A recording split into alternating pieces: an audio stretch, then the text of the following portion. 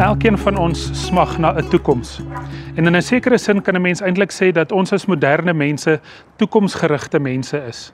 Alles wat ons nou doen, doen ons met 'n oog op die toekoms, of ons dit bewuslik doen of nie. Ons beplan vir die toekoms, ons spaar geld vir die toekoms. Ons belê in ons kinders sodat hulle 'n toekoms kan hê. Alles wat ons vandag doen, doen ons met die oog op môre en oormôre.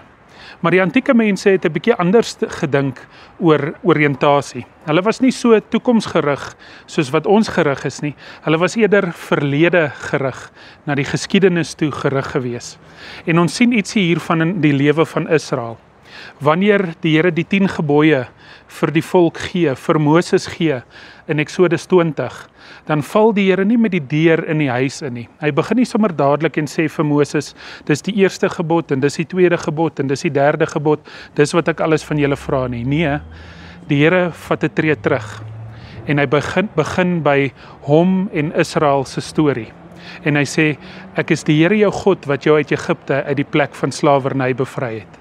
Dit is waar hy die 10 gebooie begin. Hy sê eers, ek is die Here jou God wat jou uit Egipte uit die plek van slawerny bevry het. En dan gee hy vir die volk die 10 gebooie. Nou hoekom begin die Here by sy storie met die volk? Hoekom begin die Here by hulle geskiedenis? Want die Here probeer eintlik vir hulle te sê, dis nie sommer enige God wat nou met julle praat nie. Dis nie sommer enige God wat nou vir julle hierdie 10 gebooie gee nie. Dis nie sommer enige God wat hierdie lysie dinge van julle verwag nie. Dit is die God wat nog altyd saam met julle op pad was. Dis die God wat toe julle in moeilike omstandighede was, by julle was en selfs vir julle bevryding uit daardie moeilike omstandighede uitgegee het. Dis die God wat nie blind was vir julle noodkrete of doof was vir julle noodkrete en blind was vir julle nood nie.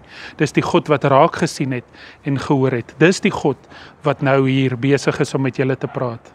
En dit is hoekom die antieke Israeliete 'n verlede gerigtheid of 'n geskiedenis gerigtheid gehad het. Want hulle het voortdurend gesoek na die Here se storie met hulle, die pad wat die Here in hulle verlede saam met hulle geloop het. Want hulle het geweet as hulle die Here in hulle verlede kan raak sien, dan gee dit vir hulle hoop in die toekoms. Hulle het geweet dat om vorentoe te beweeg, moet hulle eers terugkyk. En mag ek en jy dit ook in ons lewens doen. Ons is so dikwels geneig om in 'n onbekende toekoms vas te kyk en bekommerd te wees en bang te wees en vrae te vra daaroor en te wonder wat gaan gebeur môre en hoe gaan dinge uitwerk. Maar mag ek en jy net vir 'n oomblik ons rug op die toekoms draai en na ons verledes kyk. Want ek is seker ek en jy het soveel redes en soveel verskillende plekke waar ons die Here se hande werk en in ons verledes kan raak sien.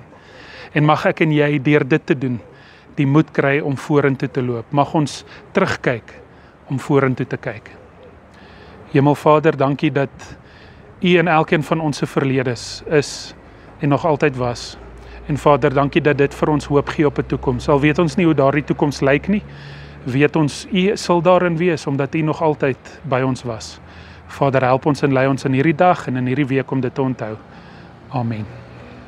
Baie dankie dat jy vandag 'n bietjie saam met my gekuier het. Ons kuier verseker gou weer.